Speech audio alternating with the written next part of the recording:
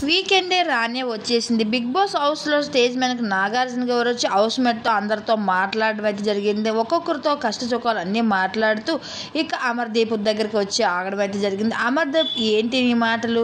నువ్వు ఎవరికి ఏం మాట్లాడుతున్నావో అర్థమవుతుంది. ఒకసారి కెప్టెన్ అవుతే ఇంకోసారి కెప్టెన్ అవ్వకూడదని రూల్ ఏముందా? ఎవరన్నారో అలాగనేసి పదే పదే పల్లవి ప్రశాంత్‌కి ఒకసారి కెప్టెన్ అయ్యావు కదా, రెండోసారి నీకు ఎందుకు అవకాశం అని హౌస్‌మేట్ అందరూ కూడా అంటున్నారు.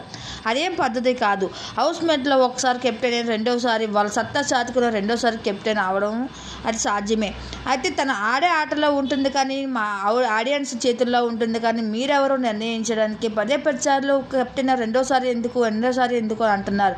మీకు సత్తా ఉంటే మీరు ఆడి చూపించండి, అంతేగాని పక్క వాళ్ళు విమర్శించడం ఎత్తి చూపించడం ఎందుకు అంటూ పల్లవి ప్రశాంత్ విషయంపై ఇక నాగార్జున గారు హౌస్మేట్పై అలాగే అమర్‌దీప్ ఫైర్ అవుతూ వచ్చారు. ఈ విషయంపై మీకున్న అభిప్రాయాన్ని కూడా కామెంట్స్లో తెలియజేయండి.